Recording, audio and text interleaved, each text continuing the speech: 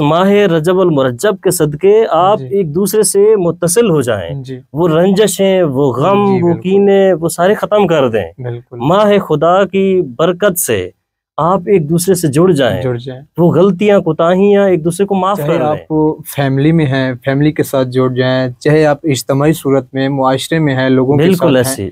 दोस्तों के साथ हैं, ऐसे दोस्त के जिनसे आप नाराज हैं, ऐसे लोग के जिनसे आपका ताल्लुक खत्म हुआ है, तो यानी आप करीब हो जाएं, उनसे जुड़ जाएं। तो यानी बिल्कुल ये नसीहत आगा की इसीलिए है क्योंकि बाज़ औक़ात मोमिनीन का आपस में कोई ऐसी बात हो जाती है कि जिसकी वजह से इख्तिलाफ पैदा होता है और फिर दूरियां बढ़ती हैं, मोमिनीन ही दूर हो जाते हैं। हत्ता कि हमें तो हुक्म है कि पूरे मुसलमान इकट्ठे रहें, शेबसा मोमिनीन, मोमिनीन तो एक जिस्म की मानद है, मुसलमान ही सारे एक जिस्म की मानद है, इकट्ठे रहें।